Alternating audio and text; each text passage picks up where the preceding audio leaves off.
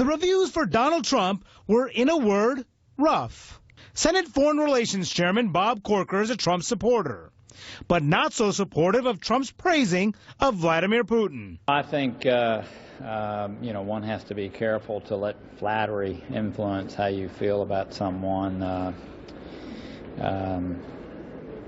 We obviously have tremendous differences in our two countries' national interests. There are things that we should be aligned with them on, like the fight against terrorism, but, he's been fairly ruthless. Trump is making the mistake for the ages of thinking that Putin is a good leader and a constructive force.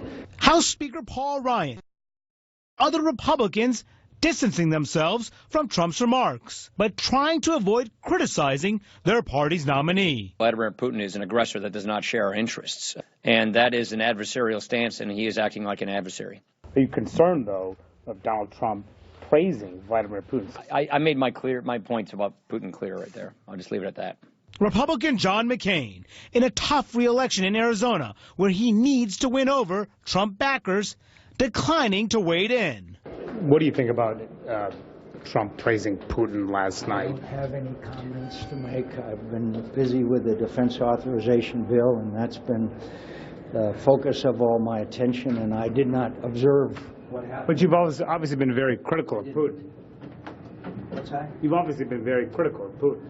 Of course I have been. He's a murderer and a thug. Ohio Senator Rob Portman, in a battle back home to save his seat, criticizing Putin and Obama. I think we have to restore American leadership.